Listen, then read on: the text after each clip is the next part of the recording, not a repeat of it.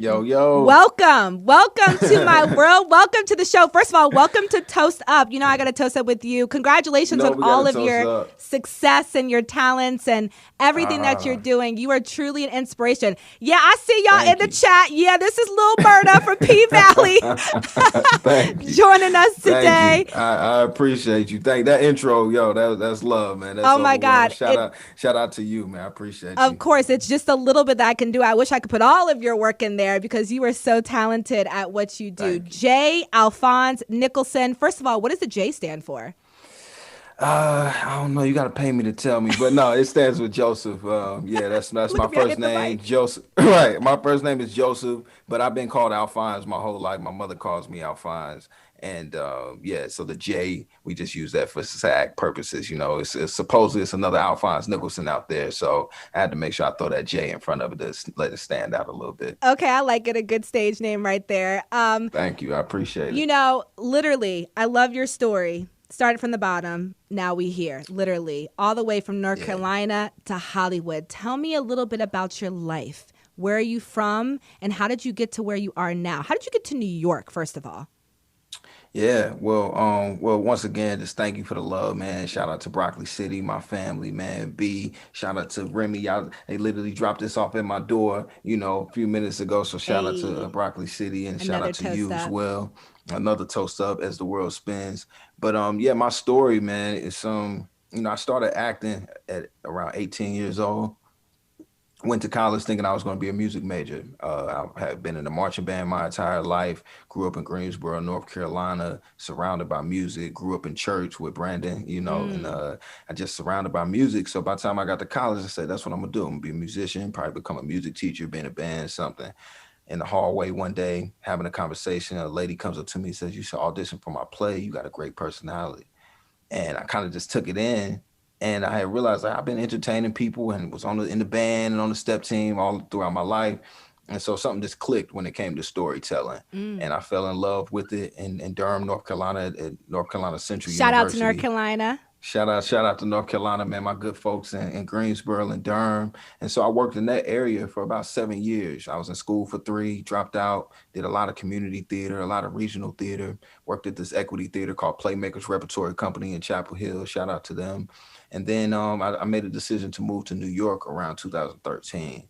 I had gained some relationships and did some bridge building, as I like to say. That's on my father's tombstone, bridge builder. And so I just began to make some different connects, and it was a tough road. It was a lot of hard work and just a lot of long days and nights sitting in that subway, street drumming, dollar for dollar to kind of make that extra money. That's what I did on the side outside of acting for many years. And opportunities just continued to come with steady grind, as I like to say.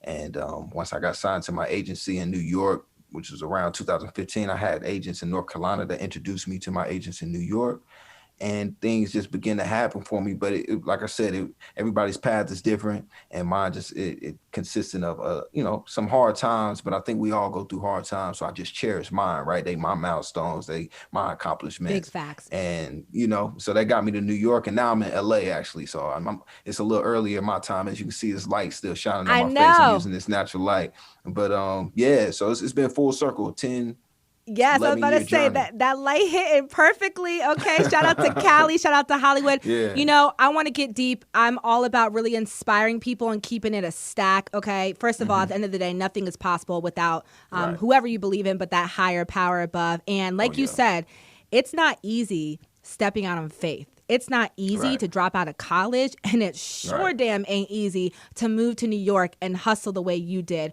What kept you going on those days where you didn't know if you was going to have enough money, I'm sure, to eat sometimes, whether it was to use that for an audition or for some food? How did you keep going? My son. I have a son who's now 10 years old. He just turned 10. Shout out to my son. Deep. And, later on throughout that journey, my lady who's now my wife, so shout out to my wife, Nafisha, and my Facts. stepdaughter, so my family and, my mother and my sister. So there's them kind of being my inspiration and me wanting to, build a legacy for them to be able to look at and be proud of. Just not wanting to give up, not wanting to make disappoint the homies who have been supporting me, my brother, back, my good friend back home when I slept on your couch for all those weeks. So you start building kind of just all this motivation and all these reasons, and having a lot of purpose in your movement, and what it is that you want to do. So I just gained a lot of purpose and thought about the things that I wanted to do, and made sure that I applied, the lessons that I had learned along the way. I think if I would have stayed in the same place in a lot of moments in life, I wouldn't have gone forward. But just knowing, like, all right, listen, I want to continue to get better. This is what I want to leave for my family. This is what I want to build for myself, and taking it seriously, and just kind of not giving up on myself, and being inspired by those around me. I would be in those subways and see another brother down there tap dancing or playing the saxophone, who sometimes look like they're in a worse situation than me. And I'm just granted, I'm blessed that I have a gift, and that gift made room.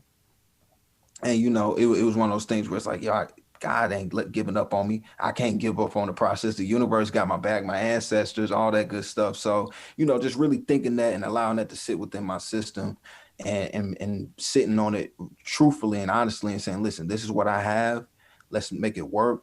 And I'm not going to go back from this. I'm not going to try to take 5 steps back to figure it out again. It's like just constantly moving forward, and just staying motivated along the way, and just using, I think my father too. I lost my father when I was 12, but he immediately, shortly after that, became one of my biggest motivations. I became a lot stronger when I lost a parent. Oh my goodness. It makes me want to be around for my son, for all sorts of reasons, remaining healthy. And so I want, the list goes on of why I've been so motivated to reach the places I've been. And then you start finding new motivations, and finding new things to go after. And so just not settling, and always growing. And like you said, steady grind. You've been perfecting your craft even before you went off to New York, and believing in the work that you put in to get to where you are now. Real quick, what was your first big break? Tell me about that moment. I would say, so I had a great, and I still indulge in theater, and I love stage, and the craft of it. So I was able to work all the way up to Broadway, right? And so I had a lot of moments throughout those 11 years of doing a lot of stage and not a lot of TV. But my first TV gig was Blue Bloods. And it brought some notoriety and gave me a good credit on the resume. But I would say it was this show called Freight, The Five Incarnations of Abel Grant. It's a one-man play that I did in New York, and we got the New York Times Critics pick. Yeah, and one man band. Show. That ain't a joke. 90 minutes. I know the feeling a little bit. We got 60 over here. You there at the killing it. So every day, so you know what that energy is like, and having to carry a show, and having to be, connected to your audience. So that allowed a lot of casting directors to see me at the time. And then that put me in more positions to, be in a lead roles in New York, and then eventually on Broadway. But prior to Broadway, I booked Just Mercy and P Valley. Yep. So Just Mercy, although you see it was a small role, it was a small scene. Nah, but that was impactful. Minutes, it gained so much notoriety for me. And I was just blessed to be working with the gentleman I was working with. Man, I love Michael B. Jordan and all the producers who came in that film. Jamie Foxx, we got another project coming up real soon. I can't tell y'all what it is, but Jamie and I got something give me the exclusive. No, I'm sure you signed an NDA. Yeah. But it's, we got some good stuff coming up. But yeah, that I would say Just Mercy, but then P Valley. Okay, and that's what we're going to get into next. That's what we're going to get into. Look, P Valley. For those who don't know, I actually met Jay Fonz during Broccoli City Conference virtually last year in 2020. Yeah. And I remember when you warned me P Valley was coming, it was going to be some heat. And bro, that show is real, raw, and next level. And I got to talk about this.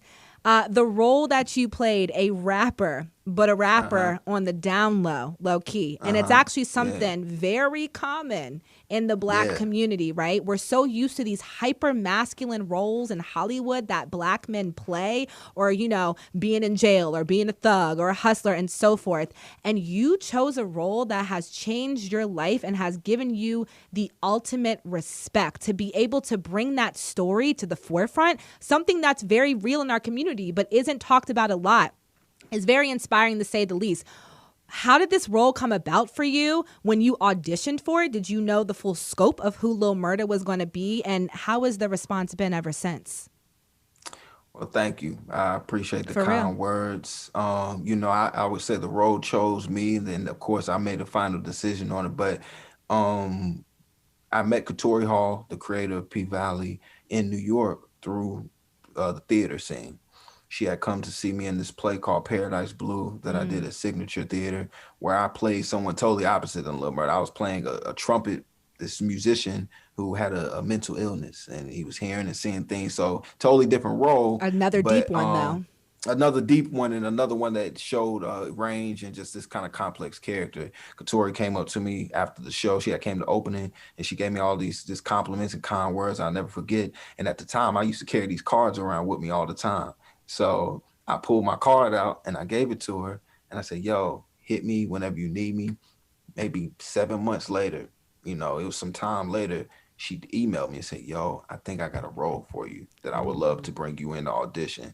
And she sent me over the sides and kind of the character breakdown.